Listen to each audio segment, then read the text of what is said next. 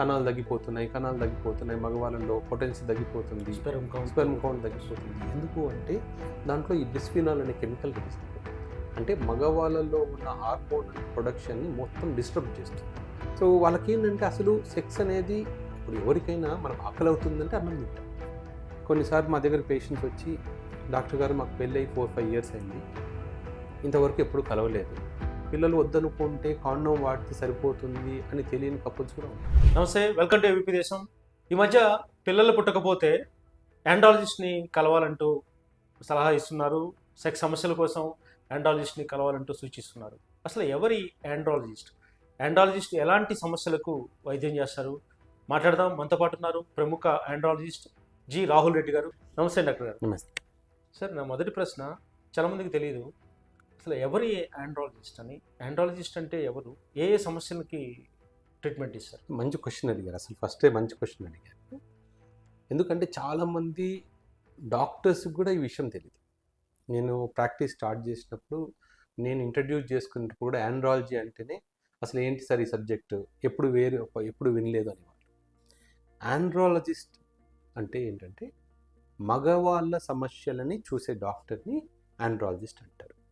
అంటే ఇప్పుడు గైనకాలజిస్ట్ అంటే ఫీమేల్ సంబంధించిన సమస్యలన్నింటినీ గైనకాలజిస్ట్ చూస్తారు.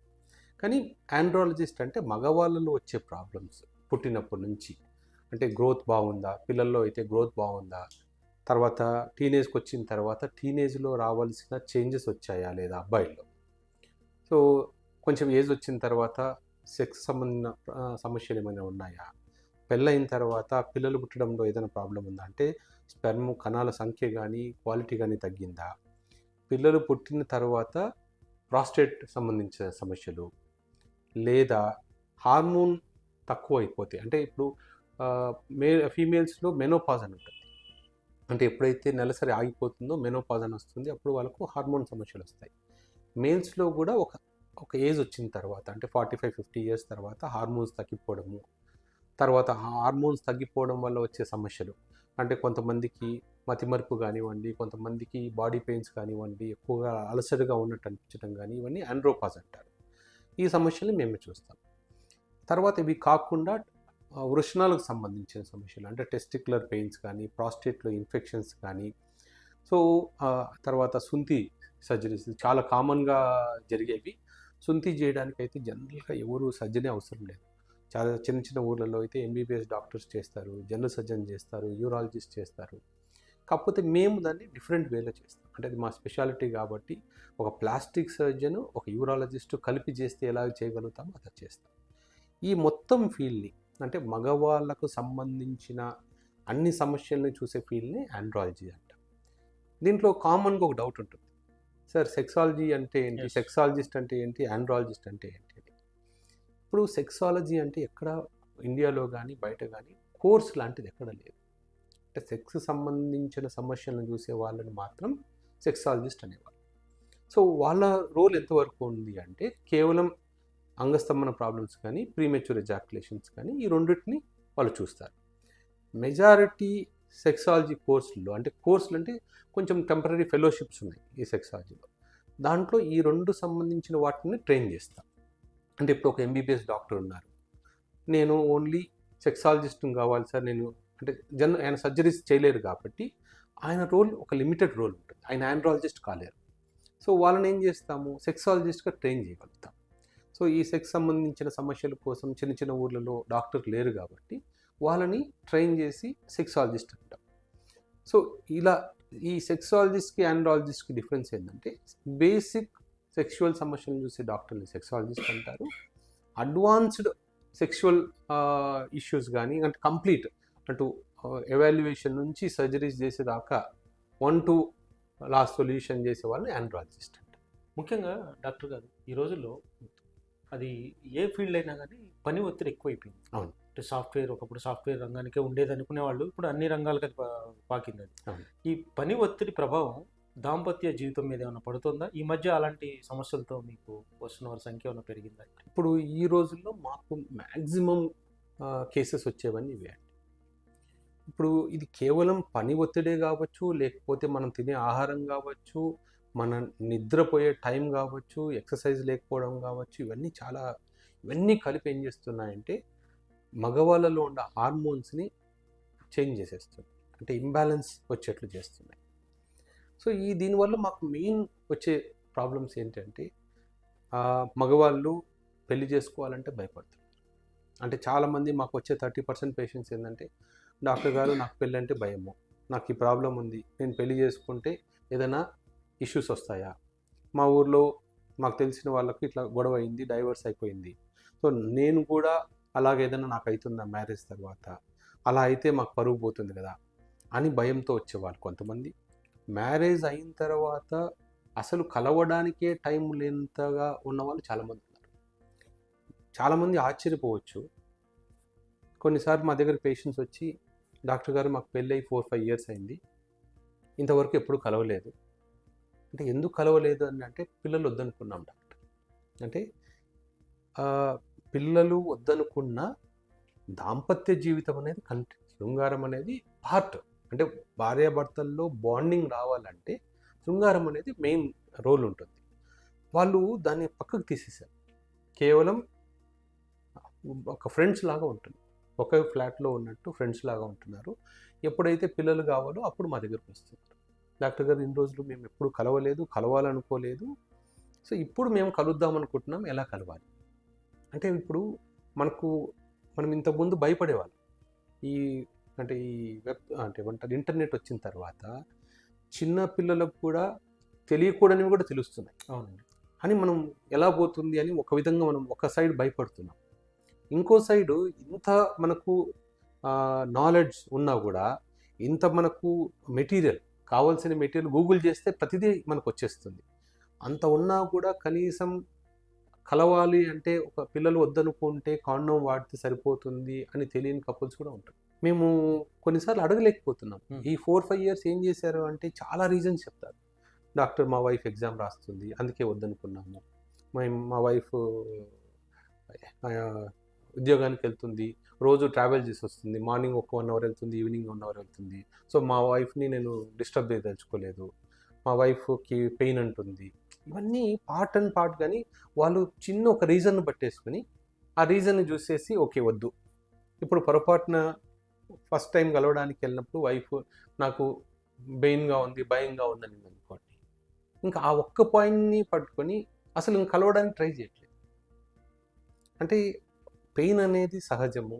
ఒకవేళ ఫస్ట్ టైం కలిసినప్పుడు ఎవరికైనా పెయిన్ ఉంటుంది. ఇప్పుడు నార్మల్గా అది ఎవరు చెప్పాలి? పేరెంట్స్ చెప్పాలి. అమ్మాయి పేరెంట్స్ మానసికంగా అమ్మాయిని ఫస్ట్లో మ్యారేజ్ అయినప్పుడు ప్రిపేర్ చేస్తారు. పెద్దవాళ్ళు కానీ, ఇంట్లో పేరెంట్స్ కానీ, అంటే తల్లి సైడ్ కానీ ఎవరైనా ఆడవాళ్ళు పెద్దవాళ్ళు ప్రిపేర్ చేస్తారు. ఇక్కడ ఏమవుతుంది అంటే అట్లా ఎవరు కౌన్సిల్ కూడా చేయట్లేదు. అంటే వినే రోజులు కూడా పోయాయి. చిన్నపిల్లలు పెద్దలు చెప్తే వినే రోజులు చాలా వరకు, అంటే టీనేజ్కి రాగానే మాకు అన్నీ తెలుసు అనుకునే రోజులు వచ్చాయి. సో పెద్దవాళ్ళు ఏమైనా చెప్పినా కూడా మాకు తెలుసులే అనే రోజులు వచ్చాయి. కాబట్టి ఈ సమస్యలన్నీ వస్తున్నాయి.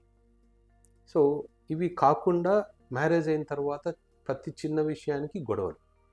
అంటే ఇంకొక విషయం మనం అర్థం చేసుకోవాల్సింది ఏంటంటే, ఇంతకుముందు జనరేషన్లో ఓన్లీ మగవాళ్ళు వర్క్ చేసేవాళ్ళు, ఆడవాళ్ళు ఇంటి పని చేసుకునేవాళ్ళు. సో ఇది ఒక బ్యాలెన్స్ ఉండేది, ఎవరి పనులు వాళ్ళకి తెలిసేవి. సో ఇప్పుడు ఏమవుతుంది, ఇద్దరు పని చేస్తున్నారు, ఇద్దరు ఈక్వల్, సో ఇద్దరూ ఆఫీస్కి వెళ్ళాలి, ఇద్దరికీ ఆఫీస్ స్ట్రెస్ ఉంటుంది. సో ఇప్పుడు ఇద్దరూ వెళ్తున్నప్పుడు వంట ఎవరు చేస్తారు, ఇల్లు ఎవరు క్లీన్ చేస్తారు? సో ఫైనల్గా ఏమైంది, ఇవన్నీ పక్కకి వెళ్ళిపోయి స్విగ్గీలో జొమాటోలు వచ్చాయి. సో ఏది కావాలన్నా ఇంతకుముందు కర్రీ పాయింట్ ఉండేవి, ఇప్పుడు స్విగ్గీ జొమాటోలు వచ్చేసాయి.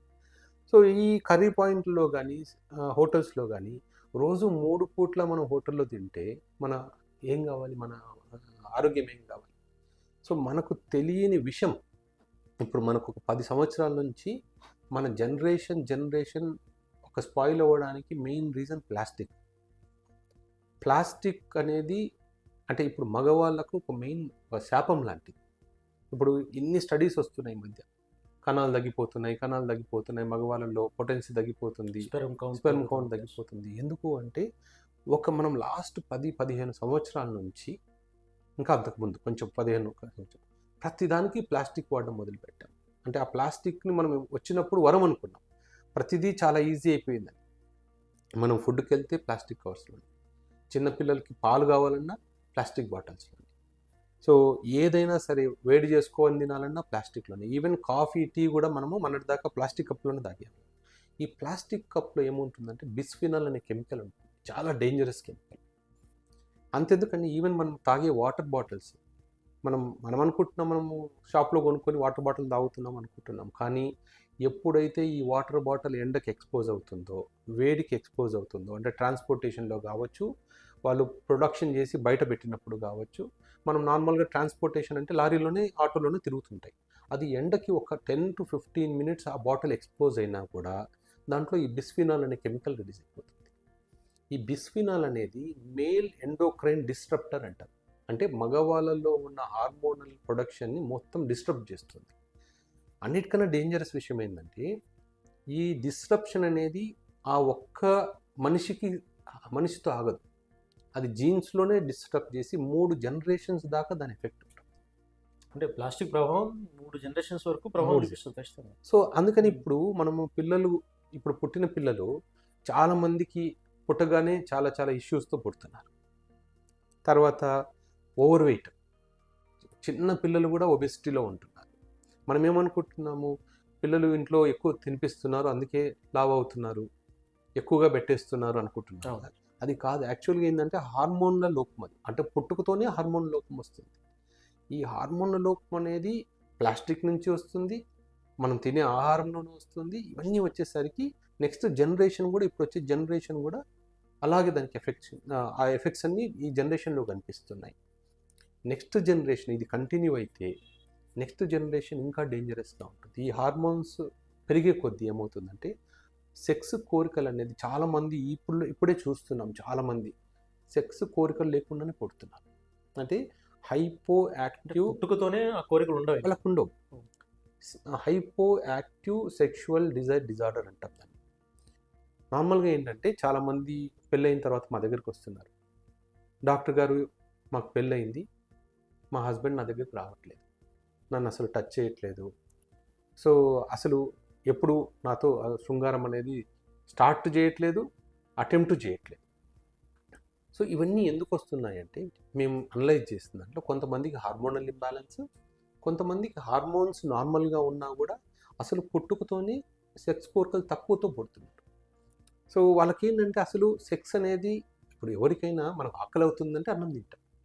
సో ఆ ఫుడ్ అనేది మనం ఆకలి అయినప్పుడు తినగలుగుతాం, ఆకలి లేనప్పుడు తినాలి అంటే అన్లెస్ ఏదైనా అట్రాక్టివ్గా కనిపిస్తే తప్ప మనం తినం. సో ఇలాగ సెక్స్ కోరికలే లేదనుకోండి, చెయ్యాలి, కలవాలి అనే ఇది కూడా ఉంటుంది.